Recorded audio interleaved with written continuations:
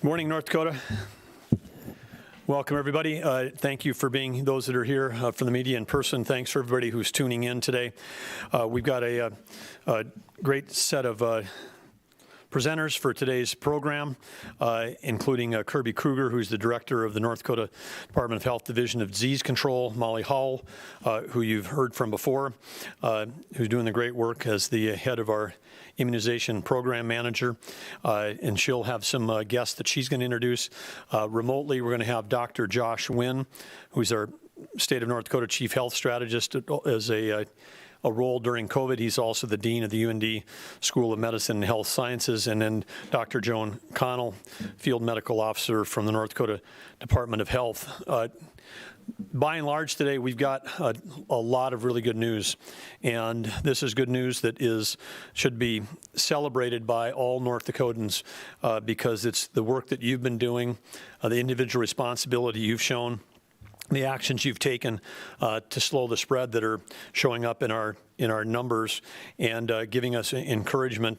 I think Winston Churchill famously said one time when he was talking about World War II that this wasn't the end, but it was the beginning of the end. And I think when you hear the positive news that we have today across multiple areas, then you're going to understand that we can see a light at the end of the tunnel in terms of the end of the pandemic. And part of that is because of great work that all of you are doing, but it's also because we've got new tools in our toolkit. And today we're going to talk about those three powerful new tools that we didn't have 9 months ago. We didn't even have them really 2 months ago, but we have them today. And those three things, of course, we're going to talk about the vaccine and how that's going to be a super powerful tool in helping us end that. The second one is, in an effort to reduce the mortality and save lives, a broader and more proactive use of the therapeutic solutions that are now available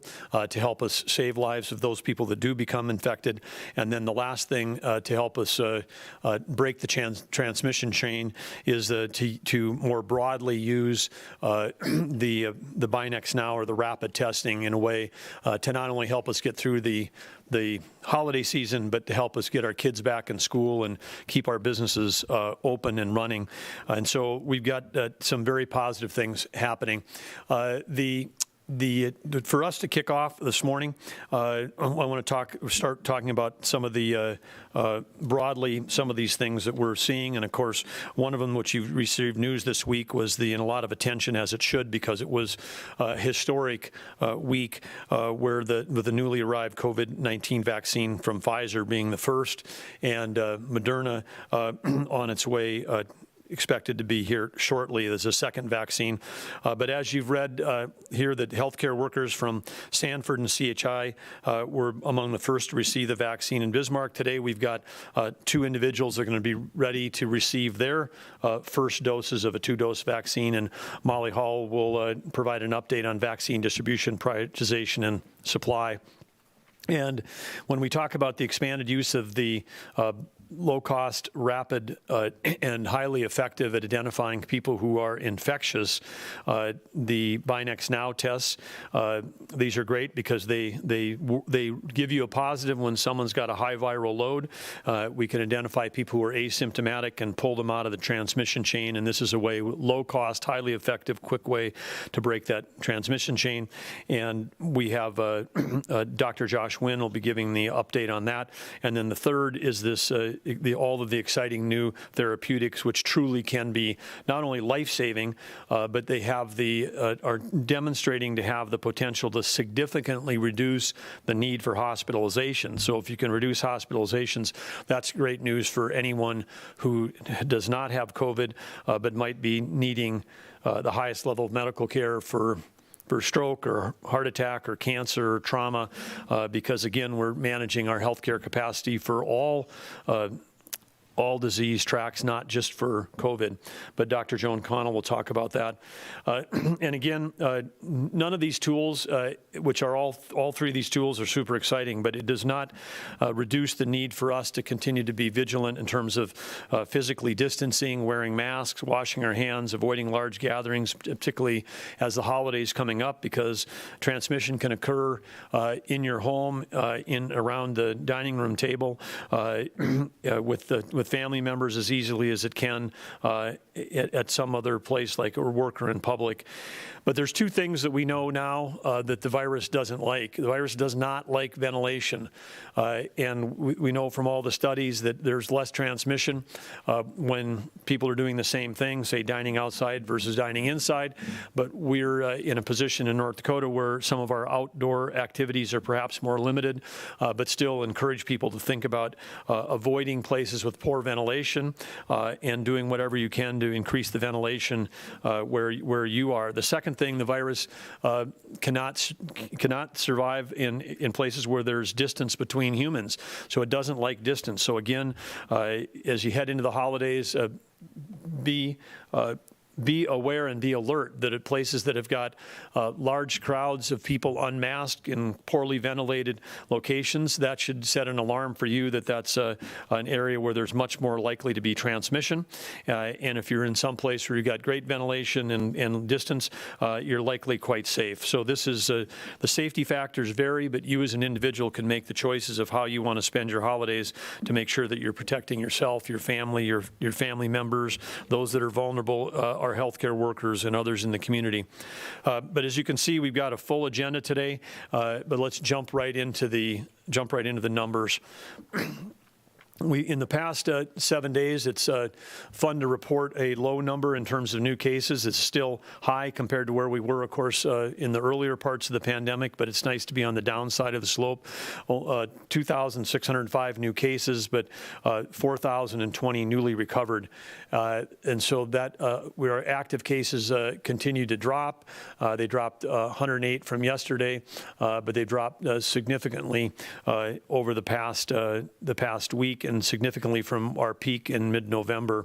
Our percent positivity rate in terms of new cases versus those that were testing was 5.8%. Our testing levels, as you can see here, down a little bit. We want to encourage people to continue to seek testing as appropriate, know your status, particularly heading into the holidays. We have extra capacity for testing, both at PCR testing and the Binex testing. And just because our numbers are dropping doesn't mean that there aren't asymptomatic spreaders out there. So it's important for everyone to think about how testing can help them get through the holidays and protect their loved ones. We now have completed over 1,242,000 tests of North Dakotans, and many of those have been repeat tests, particularly people in long-term care and healthcare workers, but now nearly 50% of North Dakotans have been tested at least one time. Looking at hospitalizations due to COVID, we've got some good news, and some of it is good news because of the actual progress in the last few weeks, and some of the other elements of good news come from data cleanup, which resulted in that data cleanup resulted in even a further drop. And so we're down today at 160. We're down from where we reported Monday at 117. When we were doing the data cleanup yesterday, we held that number at 277 to make sure we had the clean data. And so we're down from 277 to 160, and that's a decrease of 124 from last week on December 9th, but it's a 53% decrease from our peak that we had back in November, and you can see that all of these numbers have been restated back to their actual days of discharge. So this curve looks a little bit different, but this is the current information. So all of the drop that we're seeing from Monday today should not be viewed as a one-day decrease. Rather, it's a product of a data quality check that our Department of Health conducted, because there was some restatement going back, I think one in September, some in October, more in November, and some are the last 2 weeks. But because data is so important to what we're doing, Kirby Kruger, who's the director of the Department of Health Disease Control, is going to come up and talk a little bit about that. Kirby, thanks for joining us.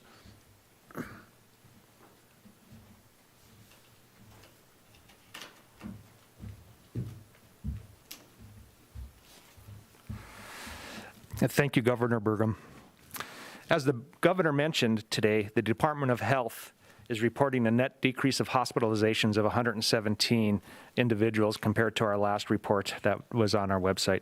Hospitalizations in our state have fallen rapidly in the past few weeks, and that's good news. And while much of this difference reflects newly discharged cases, part of this drop reflects a recent quality control effort as caseworkers and team members caught up with these changes following our recent surge of cases in October and November. Of the 146 hospitalizations whose status was changed from current to discharged, 74 had been discharged in the past 2 weeks, and the remainder were discharged prior to December 1st. This was due to a variety of factors, including case managers catching up with follow-up after the surge of cases, lags in reporting between when patients were actually discharged from facilities to when the health department was notified, and of the discharges through the health information network and the data coming in through the health information network. And then there's some data quality issues in which there was some inconsistent data entry that was occurring. To fix this issue, and in the future, the team will be working more actively with facilities to ensure that information is up to date and accurate, and will continue to check the Health Information Network daily for hospitalization information. The Department of Health, the Governor's Office, and others continue to be in regular communication with hospitals at least every other day, and we've heard in those conversations over the past weeks that they continue to be under pressure, and many are still experiencing some staffing issues. I think it's important that we just remain vigilant in this pandemic, and we thank you for taking steps that help us continue these positive trends. And I thank the Governor for his time. Thank you, Governor. Thank you, Kirby, and thank your team also for being so dedicated to high-quality data, because it's key to what we're doing. So appreciate that. But again, it's good news that we had such a significant drop in hospitalizations, but again, we're managing hospital capacity for all disease tracks, not just COVID, and we know that we continue to have some staffing challenges, and that's why the three things that we're going to be talking about today that give us hope across broader surveillance testing, low-cost, rapid results there, the therapeutics and the vaccine all matter, because all three of those will play into helping us reduce the need for hospital capacity. So this is a multi-pronged effort, but with the mitigation efforts that we have put in place and with the great efforts of North Dakotans, we are headed in the right direction. And again, as we head into the holidays, we have probably today a point for a little optimism, whether it's each of the three things we're going to talk about today, but we can have a lot of optimism that 2021 is going to be better and different than 2020 was because of the new tools that we have and because of the great work that North Dakotans are doing to help slow the spread of the virus. One of the things that we're going to take a look at next is some more numbers on regional cases. I think we can see, again, we talked about how we were in the middle of a COVID storm that we were in, and of course running from the Great Lakes to the Rocky Mountains, and there was high prevalence of cases across this area, close to 60,000 cases in Illinois, 27,000 in Wisconsin, 25,000 in Minnesota, and 4,600 approximately in both Montana and South Dakota. And of course, some of those rates vary because of different levels of testing. North Dakota is, as has been throughout this, is among the leaders of testing of all the states. So when you do more testing, we're going to have more cases. So I think it's important also to look at the positivity rate. And when we look at the positivity rate, you can see that North Dakota has the lowest positivity rate of any of the upper Plains and Rocky Mountain and Great Lakes states that were involved in this storm. And we're focusing on this region because this is a region where largely the storm is starting to go on the decline. We're seeing increases in over 40 states across the nation, so we're fortunate to be among those. We're seeing a decline, but in terms of percent positivity, some of the states doing less testing and perhaps only testing symptomatic individuals, which could work if it was the flu where everybody's got symptoms. But with COVID, where spreaders can have no symptoms, it's important to do broader testing because you have to break the chain of the spread by isolating those people who have no symptoms whatsoever. This is the key to what we're doing with Binex. And so with a 7% rate here, it's on a great downward trend, lowest in the region. Again, this is something that North Dakotans can all feel great about in terms of what they're doing. But there is still high prevalence around us. When you look at states in the region that are in the 30, 40, and even 50% plus range in terms of positivity rate, I'm glad that that's a territory that North Dakota never entered. When we take a look at the next slide on the statewide positivity rate, again, great downward trend, down to 7.3. We would love to, super encouraged by the direction of this thing. But as we talked about in the early days of this thing, as we want to think about how do we move towards less mitigation, we need to be thinking collectively of how can we get this number down over 5%, down under 5%, and deal with the holidays. If we can do those things simultaneously, that will be another major victory for us. So again, thanks to all North Dakotans for your part in this trend line. When we take a look at the next slide in terms of recoveries, and which is great because again, we've had 84,535 individuals recovery. We're still working on the data, but it's likely that we are the recovery per capita champions. Just like we were highlighted as being cases per capita, we also will be the recoveries per capita, and that both of those numbers are a reflection of the testing that we've seen. But the one thing that is very sad to report that again over the last week we have had 115 more deaths in our state, including 27 today. And so this is relates to the reason why we need to be cautious over the holidays, why we have to continue to be thoughtful and respectful and compassionate about those people that have underlying conditions where this disease is cruel, and again, protecting those folks that are in congregate care where this can spread so rapidly. The vast majority of the deaths that we've had, of the nearly 2,000 deaths, have occurred in long-term care settings, and so again, that's why we want to make sure that we're doing everything we can to not just have low numbers statewide, but to eradicate the presence of COVID within our long-term care facilities. And that's why it's important that long-term care health workers were listed among those that can be in the front of the line for receiving the vaccine, because if we can protect those healthcare workers, we can protect those that are living in congregate care. But as always, from the First Lady and myself and Lieutenant Governor Brent Sanford, our hearts go out to the family and friends of all those who've lost loved ones during COVID-19. When we take a look at cases statewide, the North Dakota has got, every county has got at least 2 active cases, so we continue to have the known presence of this disease everywhere across the state, but case counts have decreased, and for the first time in a long time, we've got no counties that have a case count above 1,000.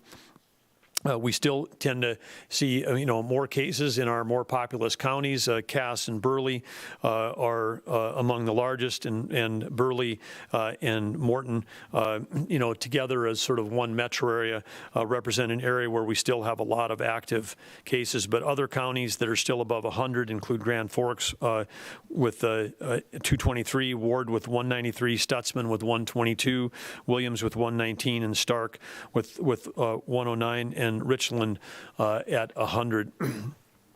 When we look at the cases per 10,000, we get a little bit of a different look because this is the prevalence per population. And again, that prior chart may cause someone in a rural area to say, gee, we don't have to worry about it. But again, when we look at cases per population, we can see that in the north central part of the state right now, where it's darker up there, Rolette, Towner, Pierce, Benson, Ramsey is an area of concern. And then Logan County and just south of Stutzman County, and then of course Sioux County, areas of higher prevalence. And again, so we want to continue to work with local public health and with the leaders in those communities to make sure that we're seeing the numbers drop in those more rural areas as well. Next topic has to do with the vaccine. And this is a historic week for the world and for the nation and for North Dakota, with the first doses of the vaccine being administered. And I want to again help people understand we take many things for granted. Sometimes living in the abundant society that we do of the United States of America, but this is a credit to both science and technology, but it's also a credit to the administration in the current administration in D.C. that a safe and highly effective vaccine is already available. Last spring, when we were entering this effort, there was a call out from many governors saying if we're going to spend trillions of dollars in fighting COVID, and if we're going to spend trillions of dollars in aid, let's make sure we also have the equivalent of what during World War II was called the Manhattan Project, which is to build the atomic weapons. And so we said, what would be the tool that we could have to help us eradicate this? It's a vaccine, and Project Warp Speed was born, and billions of dollars have been invested in private-public partnerships to help drive towards solution. There are many viable vaccine candidates.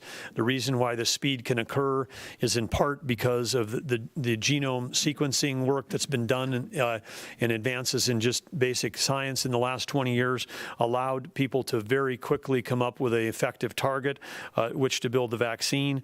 And then there was no corners cut in terms of clinical safety.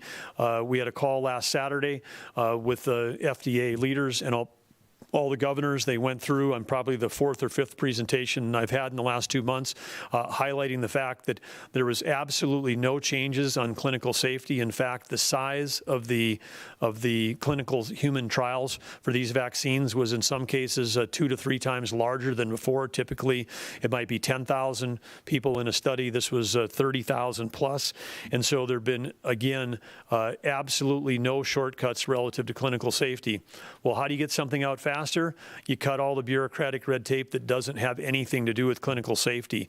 And so with more resources, financial resources, logistic resources put towards producing a vaccine in parallel with the studies, with the work that's been done, the pre-planning with the states like North Dakota, who is one of 4 pilot programs, allowed the day immediately after the FDA approval of Pfizer, the first one out the gate, shipments began, received those in North Dakota. They're coming out in quantities that are going to be increasing.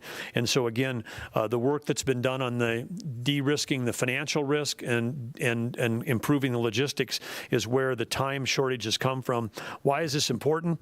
When we were on a call on Monday with the Vice President and others, governors from around the nation, and I was called on for an update, which happy to share all the good news, but relative to the vaccine, which I shared with the White House Coronavirus Task Force, this is historic, not just because we are getting a vaccine out in record time. It's because the understanding that we can have safety at the same time we can have speed, and this is probably going to be a change that will affect the release of all kinds of life-saving drugs for all different kinds of categories in the future, not just a COVID vaccine, but if we can take drug release releases, from efficacy to release, from 5 or 6 years down to less than a year.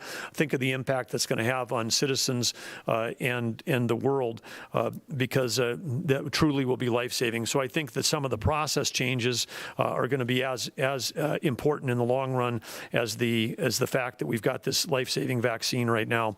So here in North Dakota, we've had people working on distribution and prioritization for months, and I want to thank the dozens of members of Team ND, local public health partners from across North Dakota, who have poured hundreds of hours into preparing for the moment we received this week. But no one has put more time into that and provided more leadership than Molly Howell. And Molly's the immunization program director for the Department of Health. She's been at the helm of this effort from the beginning, and she's going to walk us through the next section of our program relating to the vaccine. So Molly, great to have you here.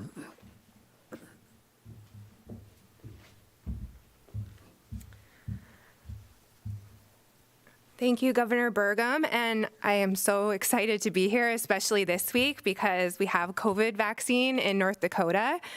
I've been really honored to be a part of this effort. I've been in immunizations for almost 18 years right now, so I think we're finally going to get to see real time the benefits of vaccines. I don't think a lot of people were around when polio was going around and a vaccine was first developed by polio. Some people might remember the immediate impacts of that vaccine, but I think we're about to see the benefits of vaccine real time in North Dakota and hopefully across the world. So North Dakota did receive 6,825 doses of the Pfizer vaccine this week. Shipments came in on Monday and Tuesday. Some of those shipments went directly to our referral hospitals. Other shipments came to our warehouse and were broken down into smaller quantities and then redistributed.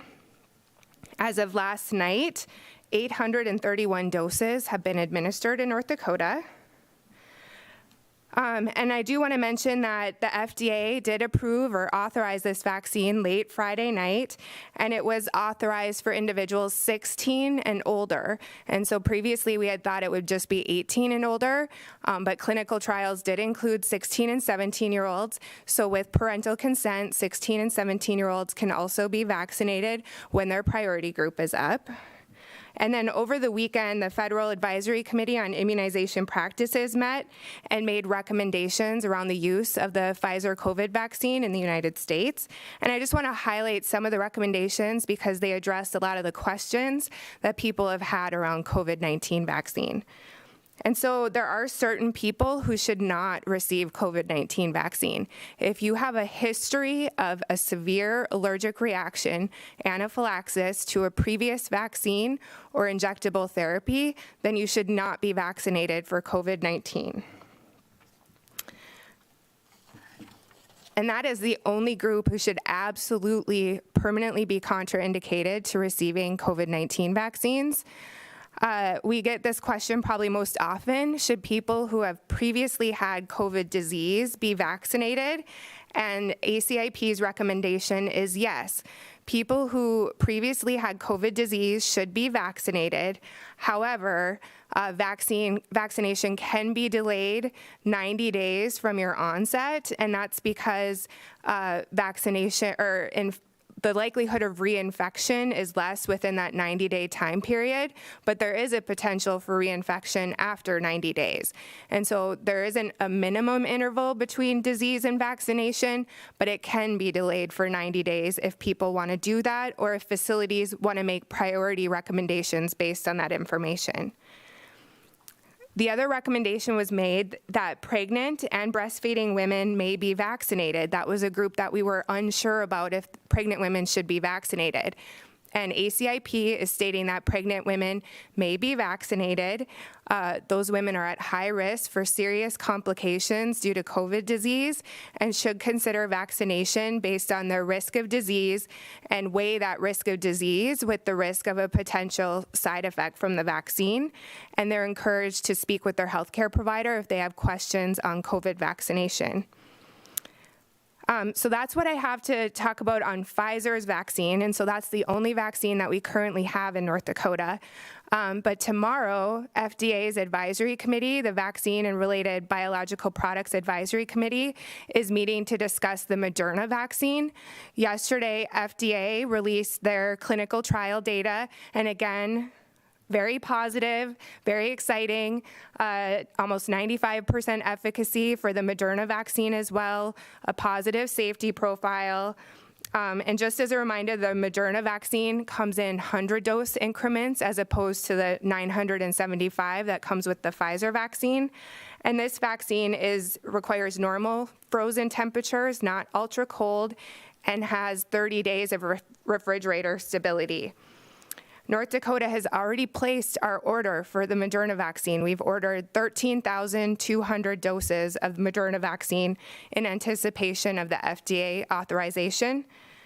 And we're sending that to 157 different facilities across the state of North Dakota. And so there will be Moderna vaccine all across the state, a variety of different providers, including local public health, tribes, tribal health, and even some of our smaller independent clinics. In the clinical trial data, as I stated, it had a 94.5% efficacy. It had 100% efficacy against severe COVID disease. And it showed an 80.2% efficacy after even a single dose. Now, this vaccine, you still do need 2 doses, 28 days apart. However, it is promising that even after 1 dose, there may be some prevention of COVID disease. And Moderna was able to include some information that it may even cut asymptomatic cases by 2/3 after 1 dose. All vaccines do have some side effects, and for this vaccine, it was deemed safe. However, the most common side effects are injection site pain, fatigue, headache, and muscle pain. And so we are very excited to have this Moderna vaccine, and so we'll have 2 vaccines likely next week to fight COVID. I also want to mention long-term care facilities will likely start vaccinating the week of December 27th. As the governor said, they're a very high priority for vaccination.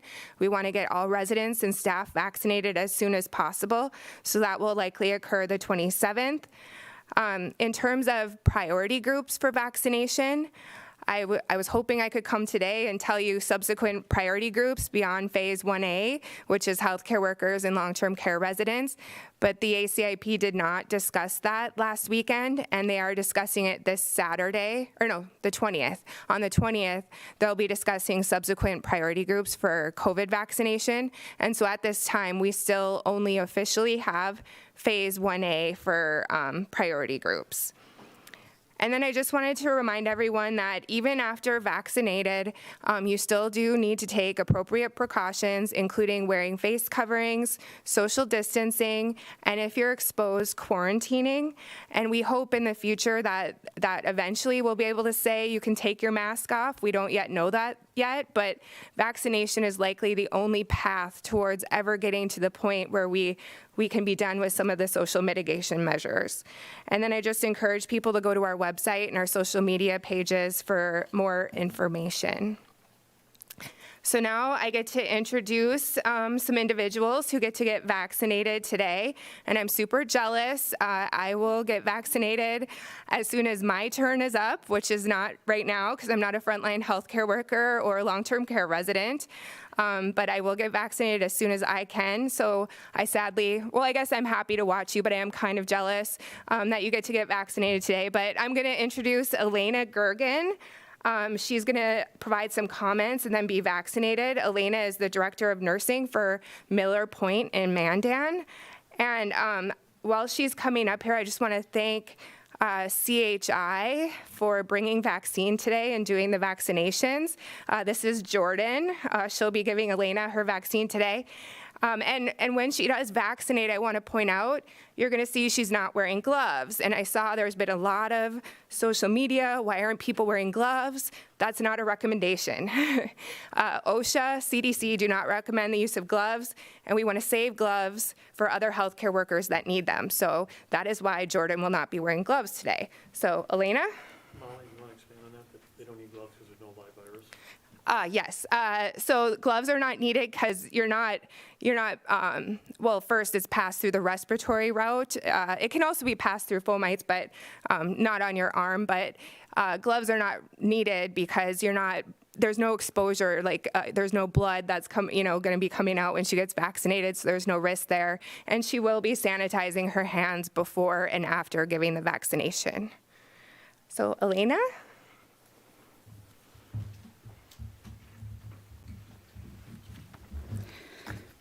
Good morning. Thank you, Governor Burgum and DOH, for having me. A little bit about my story. I had an experience with COVID in early September. Through serial testing at my facility, I tested positive, asymptomatic at the time. The first 2 days of my experience being at home was very tolerable. I thought it was a traditional, regular winter cold. The next 4 days, I ran the gamut of the popular COVID symptoms: lethargy, fatigue, severe headache, cough, congestion, shortness of breath, body aches, fever, loss of taste and smell. Those 4 days were, albeit miserable, and I was relatively bedbound at that point. I did start to feel better once the headache subsided. It made it a little easier to get around and be more mobile. The headache for me was the worst symptom. It was the hardest part to recover from. Once the headache did go away, though, that did make it a little bit easier to move on. As far as recovery, I did end up with some pneumonia about day 12 or 13 that I did receive a course of treatment for. The fatigue and the cough, shortness of breath, took several weeks to go away. And even now, I don't feel like I have the stamina that I did pre-COVID. So working on that. In my experience in long-term care, COVID affects people so differently, and it's a very unpredictable manner in which it affects people. Everyone knows somebody who's had it and had no symptoms. I also have the unfortunate experience of knowing people who were not only hospitalized, but also succumbed to the fatality of COVID-19. So for me, having the opportunity to come to speak, to receive my vaccine, it's an invaluable experience for me. It is extremely risky to not know what variety of COVID you're going to get. And for me, I believe that the less people that ever have to experience it, the better we are. So that is part of why I decided to get vaccinated. I did my research, which I would expect everyone will do. Find as reputable sources as you can. Get your homework done. It is a personal choice. Being vaccinated is always a personal choice, but for me, I'm going to choose yes to be vaccinated. And much like working in healthcare, that choice is not going to be about me per se. That vaccination choice will be about the patients I care for, the staff I work alongside, and my family primarily. It's more about protecting everyone else than it is protecting me. I had it. I don't wish to have it again, but I'm here, luckily. So vaccine as a whole is what we have to hope on right now. The residents and staff in long-term care are tired. They're exhausted. And we know all too well how visitation limitations have affected the residents. But on the flip side of that, we also know how COVID-19 has affected some of the residents as well. So we're in a bit of a squeeze. And if this vaccine is our first step in the direction of, going back to a little bit of normalcy, I hope that that's what we can do. We've always wanted the residents in long-term care to be happy and safe, and COVID-19 has made both of those things very challenging for us. So the staff are working overtime to try to fill the void of the families, but I believe that something's got to give, and it's got to give for long-term care, for healthcare workers in general, for first responders, for schools, for small businesses, for sports, for the community. At this point, I don't know that we know exactly how vaccinating is going to change the PPE or the limitations on visitations in long-term care, but right now we are hopeful that we will have enough people vaccinated that we can start doing some of those things for the residents and for the staff. So I'm going to choose to be vaccinated for them.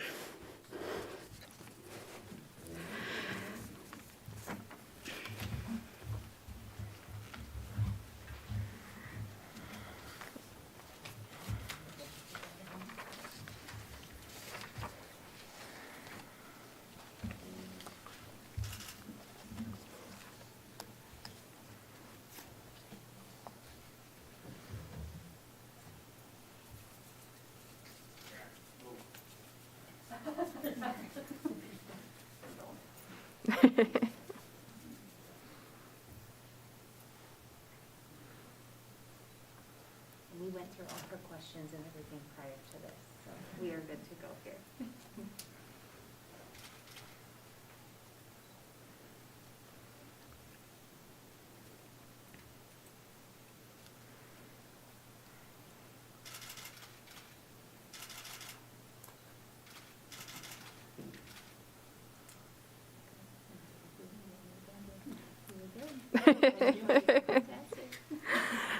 Thank you, Elena.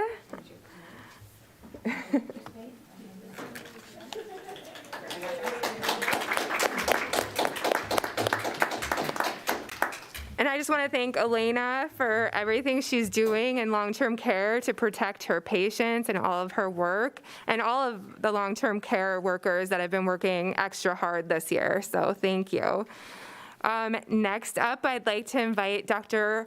Archuletta to this stage to be vaccinated. Dr.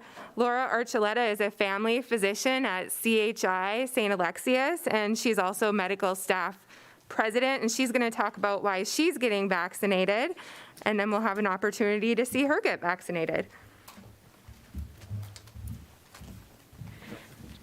Thank you, Molly, and thank you, Governor Bergen, for letting us have this opportunity today. First of all, I'm getting vaccinated because, like most of you, I don't have time to sit around for a week and a half in self-isolation waiting for this disease.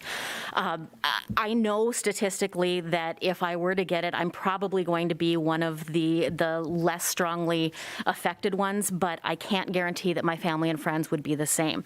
So the more important reason that I'm getting vaccinated today is that I want to help protect them. I'm hoping that by getting the vaccine, it will reduce the results of me getting it and therefore spreading it on to other people. In our clinics and in our hospitals over the last few months, I've seen a huge variety in the severity of illness. We've had asymptomatic individuals, we've had some who have just mild cold symptoms, and then we've had those who didn't need to be hospitalized but still were stuck at home for 3 and 4 weeks, not able to get off the couch because of severe fatigue, shortness of breath, body aches. Finally, I have seen some who I thought would do well but ended up on ventilators for several weeks. Some of them were fortunate enough to survive. Some of them were not. I do think that this vaccine is safe. In fact, I know, based on the research that I have done, that it is safe. However, I also know that it's possible that we will see new side effects come up after the vaccine is released. Given the size of those phase 3 trials, I think any of those events are going to be very rare, probably less than 1 in 100,000. So given that the rate of death from COVID in North Dakota is 1 in 152, I am confident that the risk of the vaccine is far less than any risk of the virus itself. I think, for me, the vaccine is starting to give us some hope. I seriously got chills when Elena got her vaccine. This has been a very dark, depressing, hopeless time for many of my friends in the healthcare field. I've seen renewed energy and excitement in them over the last couple of weeks, knowing that this vaccine is coming. This is the encouragement that we need to know that there is a light coming at the end of the tunnel. The biggest concern that I have heard about the vaccine from my patients, the biggest question I keep getting asked is, how can a vaccine that was developed so quickly actually be safe? And I just want to reiterate what the governor said. The medical community is absolutely behind this vaccine. To me, this shows what the scientific community can do when they have the resources that they need. They did not cut corners when it came to the quality of the studies themselves. What they did was they got rid of the red tape, they streamlined the processes, and they started the production so much more efficiently and so much more quickly than they've ever been able to do before. To me, this is a major win for our scientific community and for our patients. I can honestly tell you that I have never been excited to get a vaccine before, but I am today. Thank you.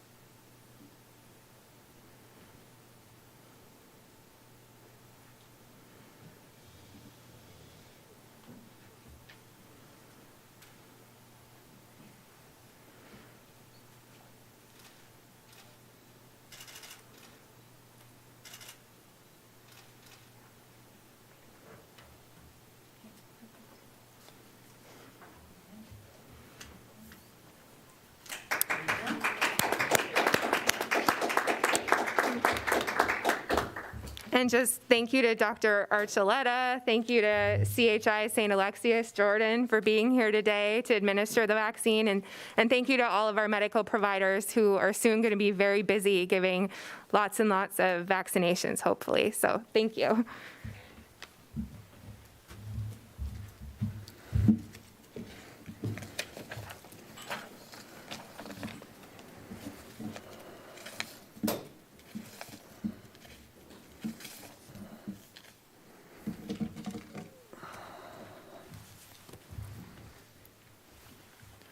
I want to say thanks to Elena and thanks to Dr. Archuletta for sharing their powerful stories about the why behind why they're getting the vaccine. As you heard from both of them, it's not just about themselves, it's about protecting those people around them and the patients that they serve. And I think this is reflective of all the heroes that we've had on the front line in North Dakota who've been making these sacrifices this last year to serve patients in the face of this deadly disease without any protection from a vaccine. So, of course, this is a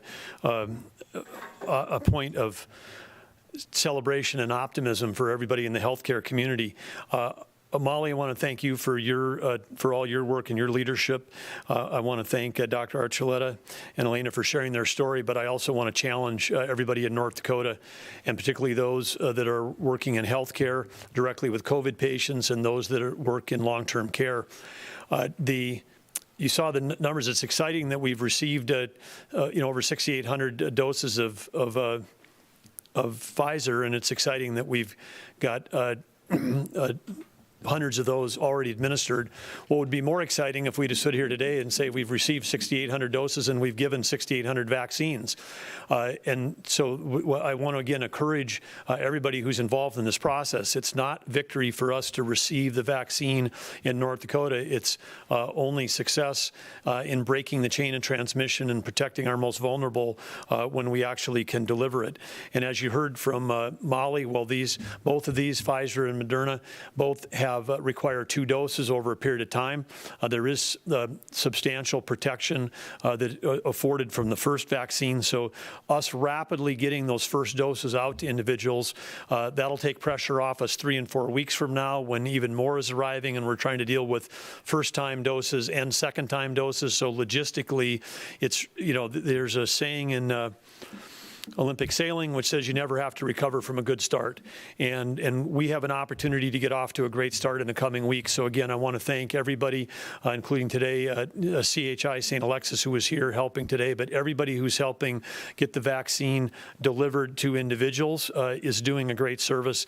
And so again, I challenge everybody who's eligible to get vaccinated, please do, and please so quickly. You should know that we do have calls coming in every day to the health department, the governor's office, people that are sort of begging to be at the front of the line, and we have to tell them no. They have to wait down the priority. Americans aren't used to rationing, but when we're in this situation and we have available doses, let's put them to use and start saving lives right now. And again, when I think with Elena talking about challenges that she's faced in long-term care, and as I spoke about earlier about the majority of those who've who've passed have been in long-term care.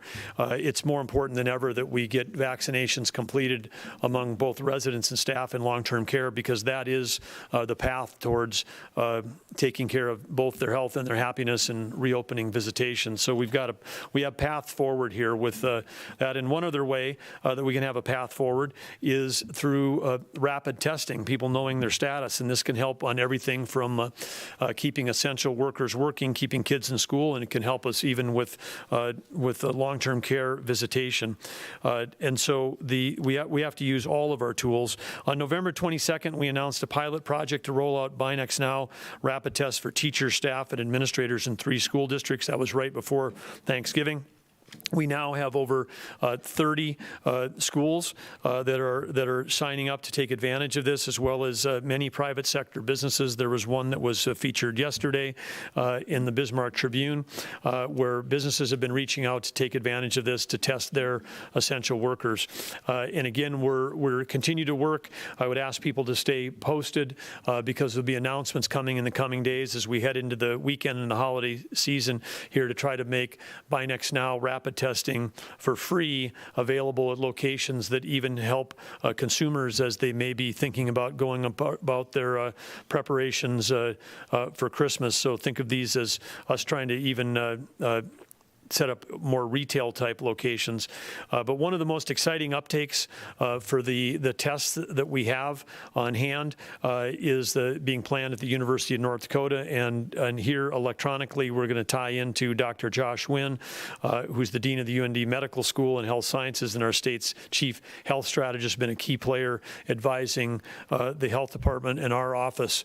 During this time, I see that Dr. Wynn's up on the screen, but Dr. Wynn, take it away and talk about how we're going to use this to keep our universities open. Well, thanks very much, Governor Burgum, and good afternoon, everyone. So I'm going to switch to the professor mode for just a second to actually mention what antigen testing is. As the governor has mentioned, the standard that we've used is called PCR, or polymerase chain reaction testing, and this involves a specimen from the upper airways. And we're actually looking for the genetic code, and when it's detected, that's a positive test. Antigen testing, on the other hand, looks for some of the protein material in the virus and thus can identify it. And antigen testing has several advantages over the standard PCR testing. They've been mentioned by the governor, and they include: 1, much less expensive, so order of magnitude $5 versus $125, meaning we can do it in a much more widespread manner. 2, quick. A result is typically available in 15 minutes rather than a day or more in some cases with PCR testing. And 3, antigen testing is what we call point of care. That is, we can bring the test to the individual rather than having the individual going to the test. So because of those 3 advantages, we plan at the University of North Dakota to augment the routine testing we're doing now with PCR with fairly extensive testing using this new antigen test. And we hope to offer it to both faculty, staff, and students for everyone who is on the UND campus in Grand Forks, and to do it on a repetitive basis. So why do we want to do this? Why do we want to add this to PCR testing? Quite simply because we can test many more people that way. There's a limit to how much PCR testing we can do. And as you know, North Dakota is among the leaders in the nation with the amount of PCR testing that we do. But this can increase that amount of testing even further. And that's why we're excited about this at the University of North Dakota and other institutions within the North Dakota University system. What we hope is that by doing this in a widespread and frequent manner, that we can identify even more asymptomatic individuals, do the appropriate isolation and contact tracing then, and really continue the direction that the curves are going that the governor talked about earlier, which are headed in the right direction. We hope to have this instituted when everyone returns to campus after the holidays, because we are a little concerned that we're going to see an uptick after the holiday break as people come back from various locations. So we are hoping that this additional testing will really help us to keep any new cases under control so that we can continue the positive course we're on. I would end with two requests, and then I'll turn it back over to the governor. The first is that continue, my fellow North Dakotans, to doing the good things that you're doing now over the holiday break. We want the curves to continue to come down. And the second is, when your turn comes, please get the vaccine if you don't have a contraindication. It's really the definitive way that we will bring a resounding end to this pandemic. So please do those two things. Continue to keep your guard up over the holidays and do all of the things you're doing now to limit the spread of the virus, and get vaccinated when your turn comes. Thank you, Governor, and thank you for letting me address the group. Thank you, Dr. Nguyen. Thanks for your leadership and across the whole university system, as well as your work advising the whole effort. As Dr. Nguyen said, there are many advantages that we have to understand that are available through the rapid testing. One obvious one is cost. When you got a 25-to-1 cost advantage, we can do 25 times as much testing for the same result. The second is the speed. When we're talking 15 minutes versus days, that can help us break the chain of transmission. And again, the Binax Now test highly effective at detecting people who are infectious right now and getting them out of the transmission chain. So there's great advantages to this tool in terms of cost, in terms of speed, in terms of efficacy, and deploying this thing as a surveillance tool is going to help us really. We've got the numbers headed in the right direction, but if we want to run this to the ground, this will be one of the tools. There are universities in the northeastern part of the United States that have been doing what Dr. Nguyen described, which is testing regularly all of students, faculty, and staff, and those groups that have been doing that are seeing as low as a 1% infection rate, because when someone is positive, they get isolated, they can't spread it to others, and then everybody else can keep going to class, doing whatever, and it is really a highly effective tool. And so we want to be among the leaders as a state in deploying this in a tool to help us in parallel with the vaccine, in parallel with the mitigation, in parallel with the therapeutics. These tools are going to, on this three-pronged attack, are going to really help us take this thing to the finish line. And as I said at the beginning, our third tool in the tool chest that we've got more capabilities is therapeutics. And you've heard some of these names talked about, whether it's remdesivir, convalescent plasma, or monoclonal antibodies. These treatments are showing incredible promise in keeping COVID-positive individuals not only alive, but to keep them out of the hospital, which is a key thing that we're trying to do. As a state, we'd like to see increased usage and administration of these treatments. We're going to continue to advocate with the federal government in terms of reimbursement. In the call we had with the White House on Monday and Seema Verma, this concept of being able to reimburse hospitals for delivering services outside the hospital walls. Think about that as how can we, with like mobile infusion units, get these life-saving tools to people before they get in the hospital, but the hospitals and those that are presenting them can get reimbursed. So we're, again, trying to work through that red tape. We've seen success in Minnesota with monoclonal antibodies being delivered to patients in long-term care facilities, and only a small percentage of them end up in the hospitals. But the key is getting them to people early in their cycle as appropriate. But here to share more about the promise and the potential of these therapies therapies is Dr. Joan Connell. Been a regular presenter at our press briefings. Great to have you back, Dr. Connell. And she's the Field Medical Officer for the Department of Health and the leader of our North Dakota Physician Advisory Group. Dr. Connell. Thank you so much, Governor Burgum. And I just have to say, watching my colleagues get vaccinated made my heart thump like watching my kid at her national synchro skating competition and my son at his big championship for soccer. So way to go, team. Today, I would like to share some modalities for treatment of COVID-19 disease that are geared toward keeping high-risk patients from getting sick to the point of requiring hospitalization. To begin with, I would like to tell you a bit about monoclonal antibody therapy that is now available for North Dakotans at risk for severe disease from COVID-19. Typically, there's a part of the virus that connects with our human cells, sort of like a key in a lock to open the door to our cells.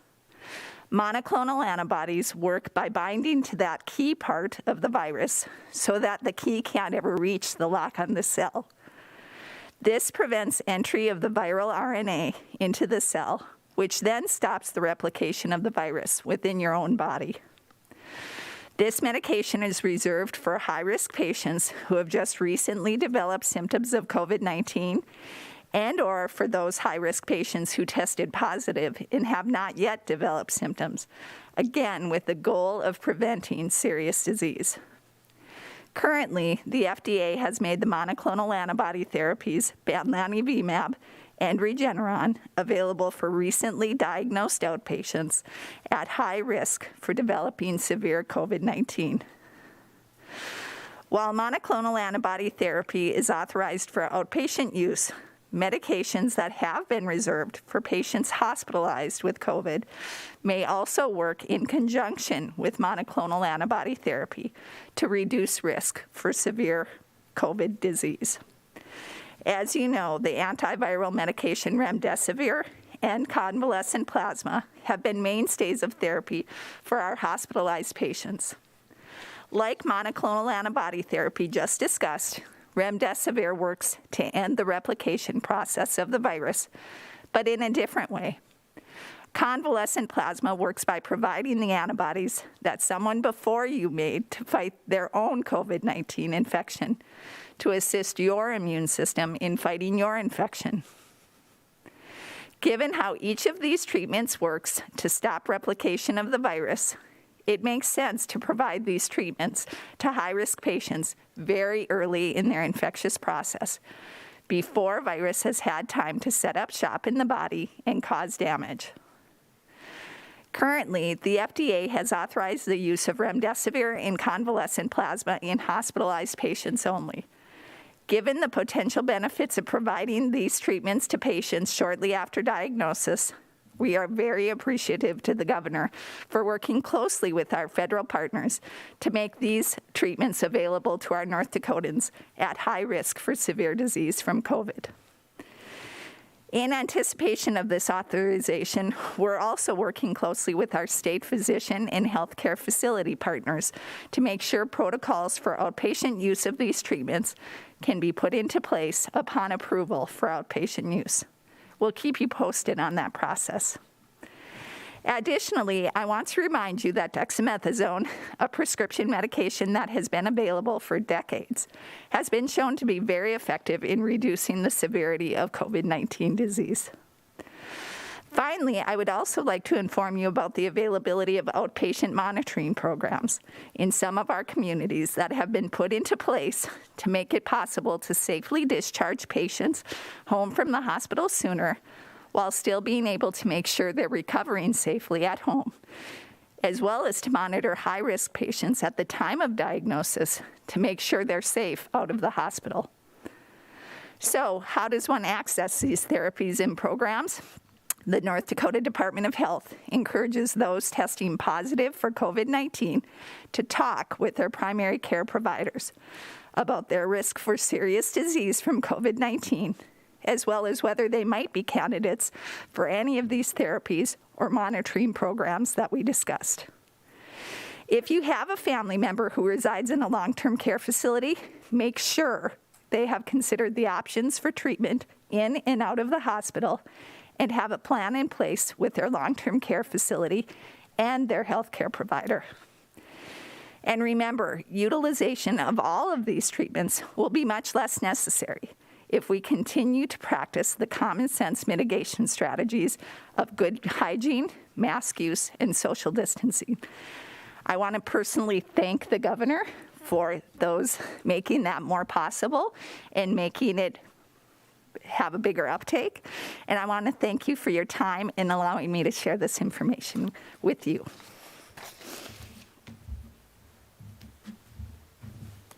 Thank you, Dr. Connell. And again, as Dr. Connell said, a variety of therapeutics available now, but the key is getting them early in the cycle. And so again, talk to your, if you or a family member gets infected and you're saying, hey, well, I feel pretty good, that's great, but that may also be the time to call your physician and see if you're eligible for the therapeutics. We have these available. These were also rationed early on in the pandemic, and there wasn't enough, but we do have supplies of all these therapeutics here in North Dakota. So again, we want to get them off the shelf and use them to save lives. We know that we know that where they have been used, we've seen a drop in mortality. And again, if you are wondering about family members or yourself, again, a lot of reliable sources online, but typical underlying health conditions that may cause you to be deemed eligible for the use of the therapeutics early in your cycle could include prior lung disease, prior heart disease, obesity, and age, and if I said diabetes, I'll say it again, but those are all factors that could go into a consideration that would create eligibility for you, and again, reduce your severity of your disease, keep you out of the hospital, and keep you alive. So make that call to your physician to find out if these are appropriate for you. Thank you, Dr. Connell, for walking us through those and sharing those slides. As we move towards the end here today, behavioral health update again, which we know is key. The behavioral health team is offering some new holiday-focused resources for parents and family members because we know that the holidays may be different this year, but just because they're different doesn't mean they can't be fun and memorable and creative. And so the resources that are out there on parentslead.org talk about creative ideas on how to create new family traditions that will last beyond the pandemic, connecting with loved ones while social distancing, conversation starters to help adults talk with children about safe and practical expectations around holiday activities.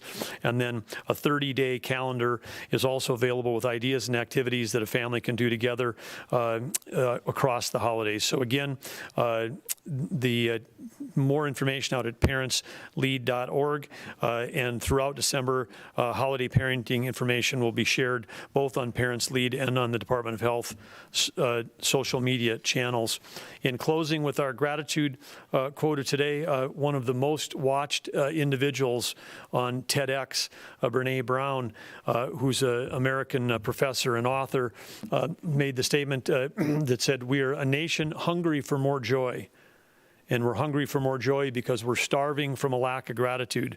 The good news is that when you're starving from some things, you've got to go find it someplace else. But gratitude, you can grow in your own personal garden. If you got think about having an empty bucket next to you, and you reach in and pull some gratitude out of it. But that bucket is full. After you pull out the gratitude, it'll still be full because it is an abundant, ever-filling resource. It's just up to you to exercise that. So as we head into the holidays, which is a season of joy and a season of gratitude, I think there's so many things we can be grateful for. All of the scientific minds that created these therapeutics, for all of our frontline healthcare workers. We can be grateful for the enormous energy and speed at which the vaccine, this is really the equivalent. This is, in World War II, it used to take, at one time it took 3 months to build a plane, and then by the end they were building them in 3 days.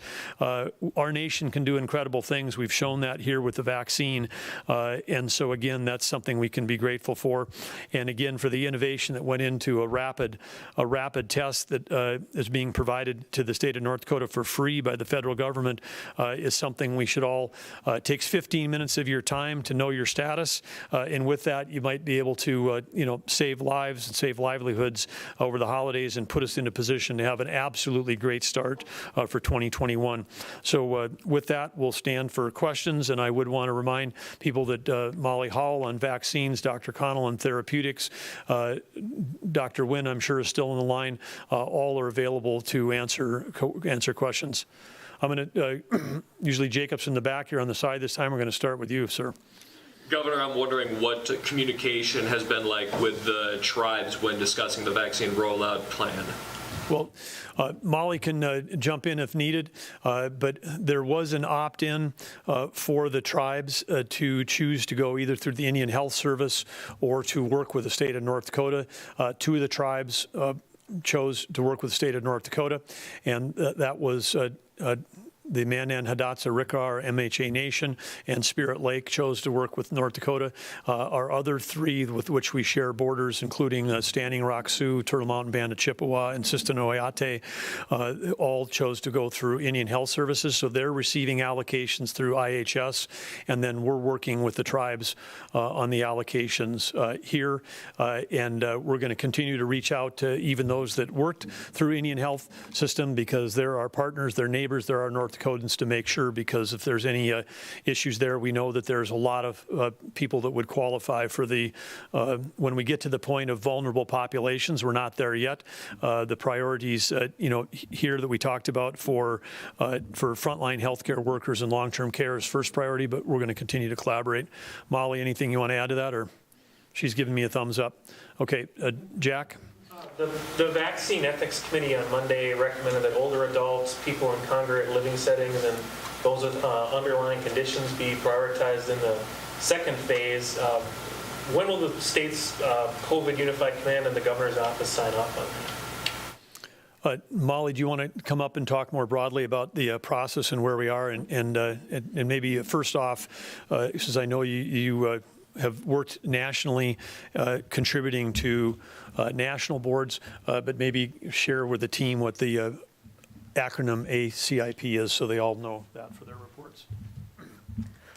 Sure. So in terms of priorities, the Federal Advisory Committee on Immunization Practices will make recommendations as to how COVID-19 should be prioritized. And so, as discussed, they've only so far voted on Phase 1A, which is healthcare workers and long-term care residents. North Dakota, because we knew we wouldn't have enough vaccine for everybody in all the priority groups, set up a North Dakota COVID Vaccination Ethics Committee made up of 5 individuals who have been meeting weekly to prioritize within the ACIP priority groups. And so that's where our tiers for Phase 1A that are on our website came from. So you're correct, on Monday, that group did vote to recommend older individuals, people with underlying health conditions, or others that are living in congregate settings like homeless, corrections, be prioritized in Phase 1B for vaccination. And so that's currently under review at the Health Department with Unified Command.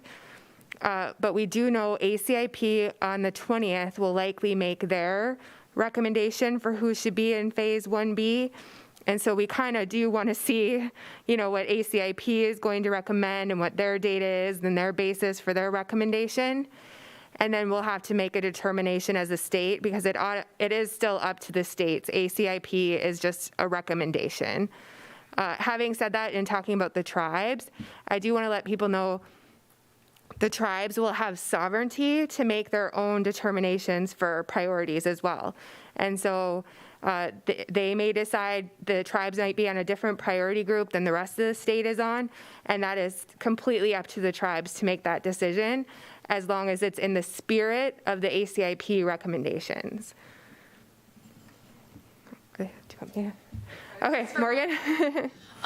Just going off of priority groups a little bit, are there plans in place to ensure that those recommendations for the priority groups are followed, or are kind of hospitals, once they get their vaccines, under their own discretion? So I don't know if everyone heard Morgan's question. She's asking if there are plans in place for us to make sure people are following our priority groups or that providers are.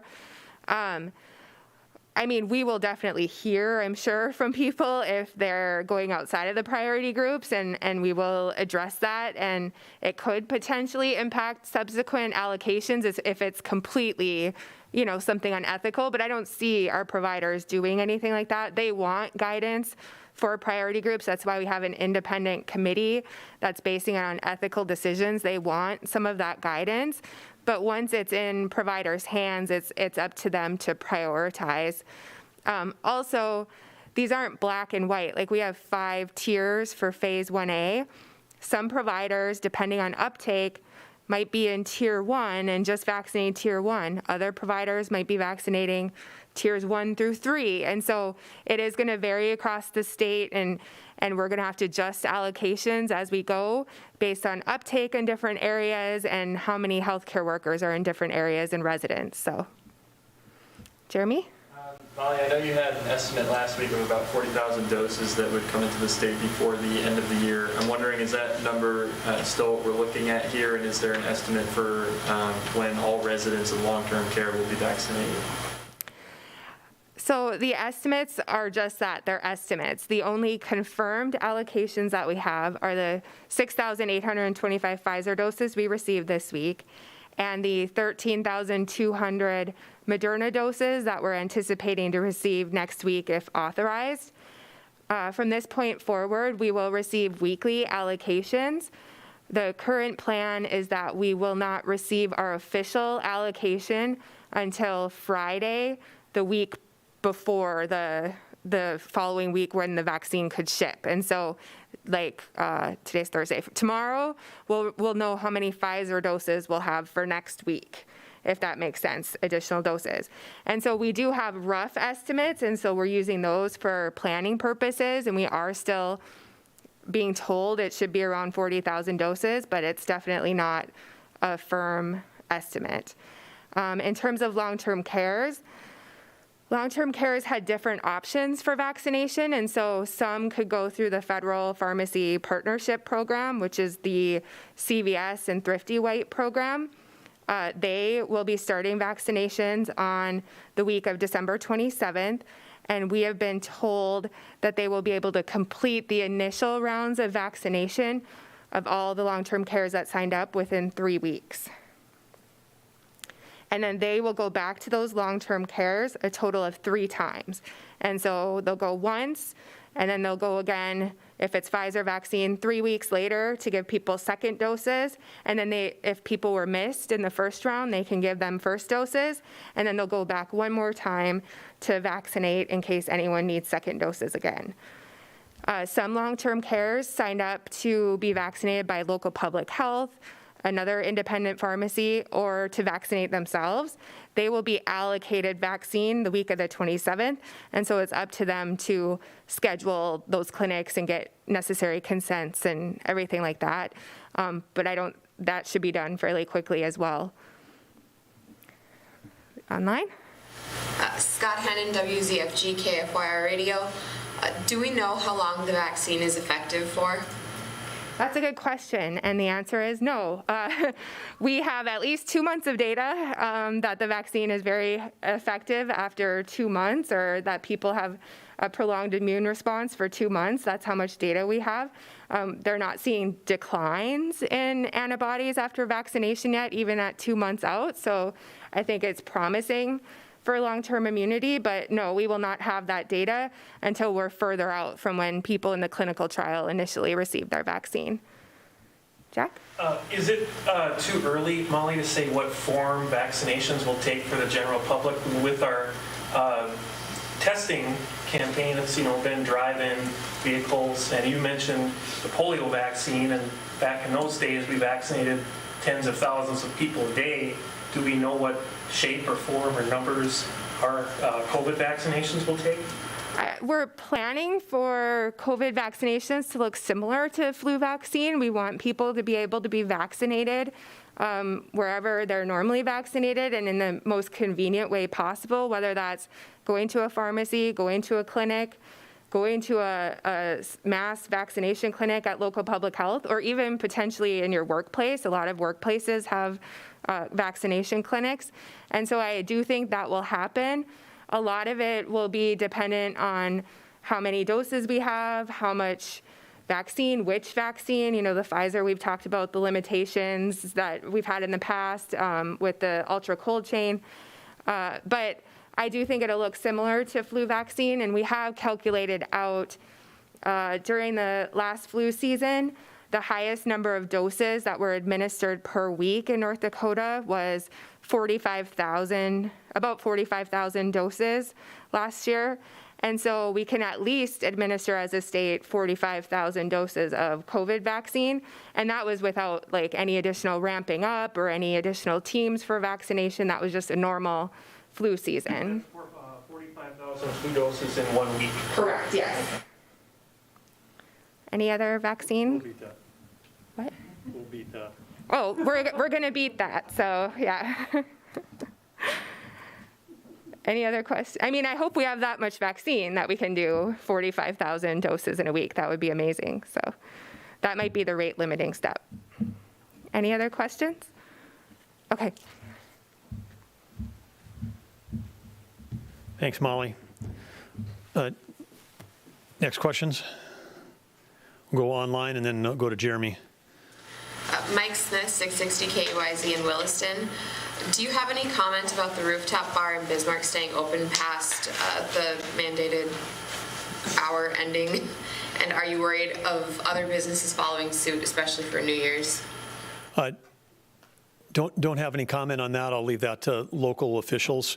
But I would say with the heading into the holidays, of course, as you heard from the medical professionals here, we're worried about all gatherings, whether they're in public establishments, public places, or in homes, because transmission can occur any place. And I think that we know that traditionally in North Dakota, as North Dakotans, we gather for holidays, and we gather in large family groups, and we gather in multi-generational family groups. This is the time when a lot of times kids coming home from college, they may have had a lot of exposure. Hey, we're going to see our grandparents.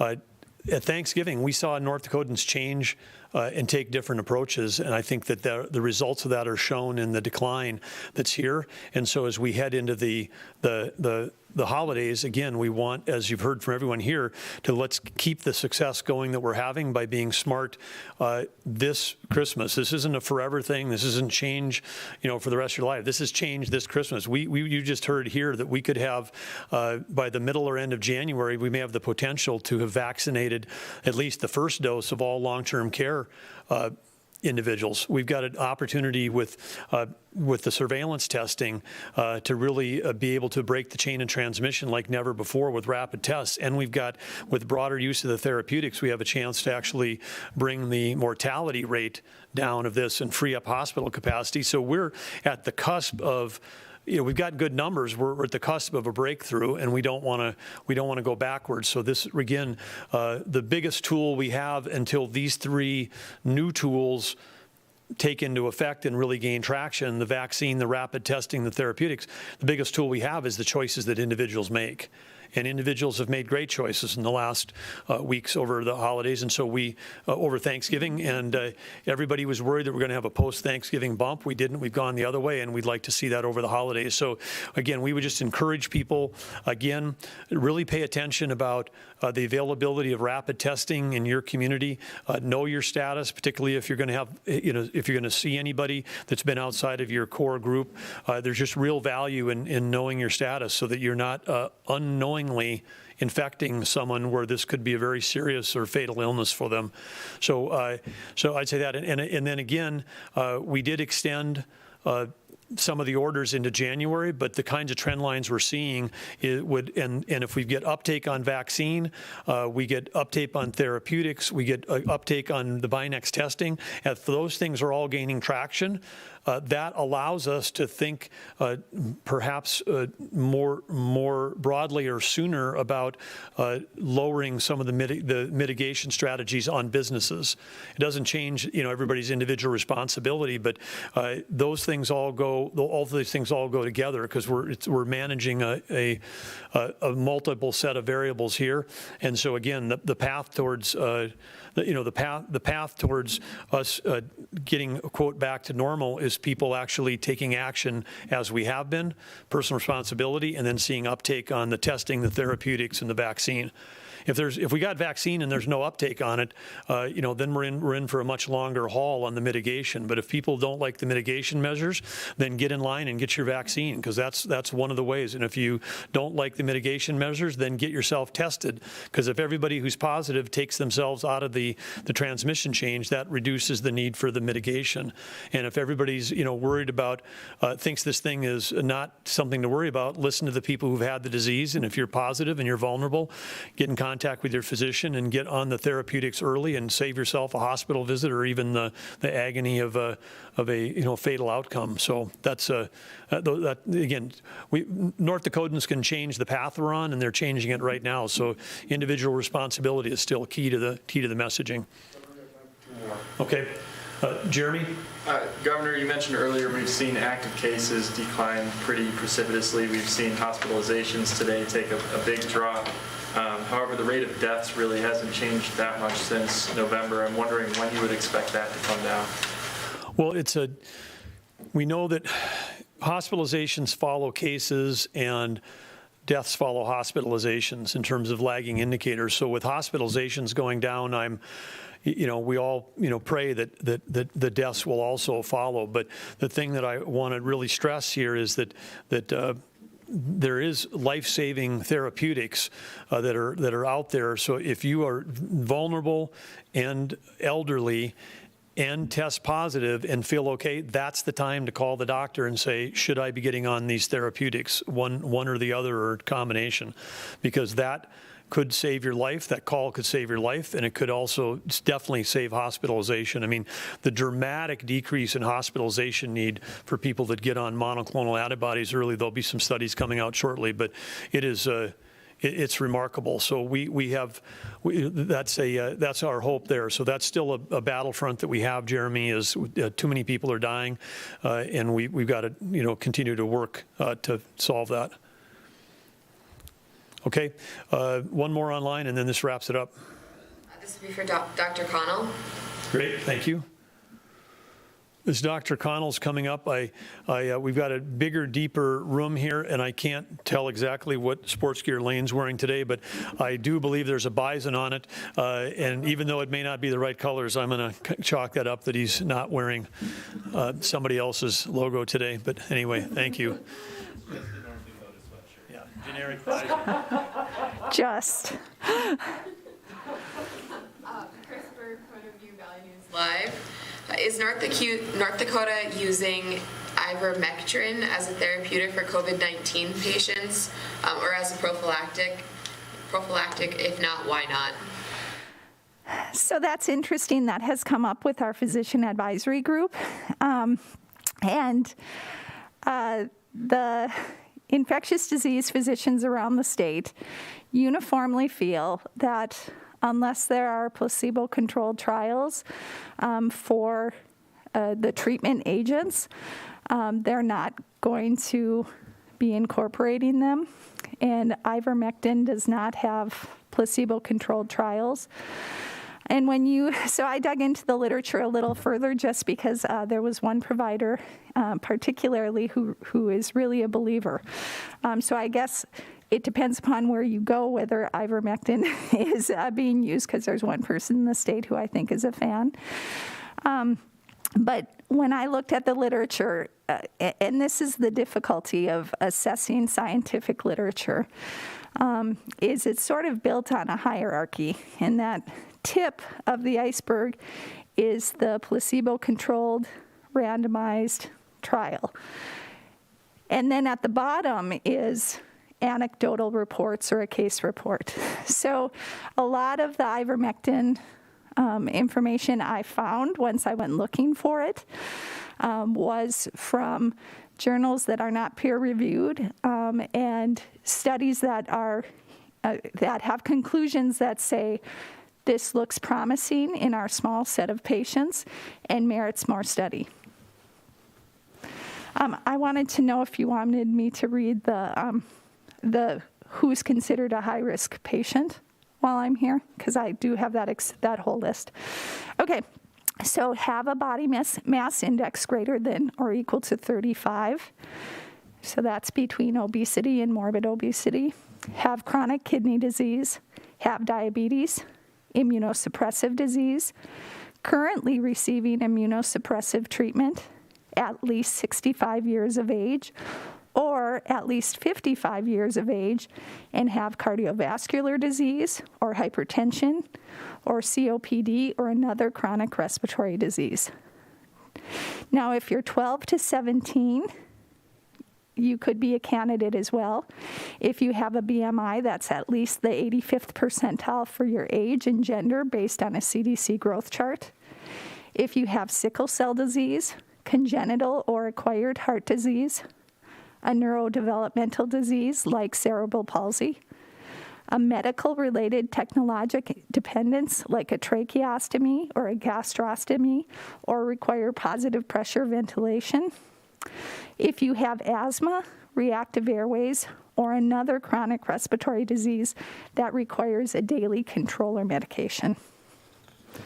So those are the list. And note for monoclonal antibody treatment, that is not indicated if you are hospitalized. So you really want to get these treatments early. Thank you, Dr. Connell. In closing, I just want to say again, as we head into 2021 and through the holiday season, goals for 2021, we want to get all of our kids back in-person learning. So I want to give a special shout out. I mentioned early on, we have 30 schools that are signed up for the rapid testing for the staff, administration, and the teachers. So in the school testing, we're not testing K-12 students, we're testing the adults in those environments and protecting those essential workers. And that testing would occur, those that have signed up will get tested once a week with the rapid testing. And this kind of surveillance testing is what's going to allow us to keep going with sports. It's going to allow us to keep kids learning in person. It's going to be a big tool. So thanks for those schools that are doing that. But we would really like to see we'd like to see every school in the state, K-12, at least making an active decision or inquiring about the availability for doing regular testing of teachers and staff, and particularly as we try to get all of our kids back in-school learning. Another objective, of course, is we want to get back towards not just protecting the health of our long-term care residents, but also working on their happiness, and that means visitation. And so again, if we can get every long-term health care worker vaccinated, we get every resident vaccinated, and we've got tests available for visitors, we can start opening the door on that. So some of these big challenges that we've been working on are when we talk about new tools in the toolkit, we've got things that can work against some of our next biggest problems. And of course, again, as we've noted today, too many people are still passing away with COVID. And so again, the medical community getting behind what Dr. Connell talked about here and making sure that we can reduce hospitalization, reduce deaths with the use of the therapeutics. And then again, the challenge to everybody is we do not want as a state see a gap between the number of people who've received the vaccine and the number of doses we have in our state. Having doses in the state does nothing for us. Getting people vaccinated, particularly those that are on the front lines and working with patients or people that are at high risk, is an essential piece of what we have to do right now. That frees up logistic capacity a month from now when the second doses come in. And so you're doing a service for yourself, your family, your team, your community, your health organization, and everybody you work with by getting vaccinated. So thanks again to Elena, Dr. Archuletta, who got vaccinated here today. Thanks, Dr. Wynn, for your work on driving the not just K-12, but the NDUS, the entire university system, towards more in-depth testing. These things are going to allow us to have in-person learning at our universities, in-person learning in K-12, and healthy, safe visitation in our long-term care. And it's going to allow us to move beyond these mitigation restrictions. So again, thanks to all in the business community who are making choices and sacrifices to help us slow the spread. And our team is going to continue to stay focused on the data and look for opportunities to move us forward more quickly if we see uptake on these 3 new approaches. So with that, that's our path towards victory. Thanks, everybody. Keep up the great work in North Dakota, and have a great Christmas holiday next week.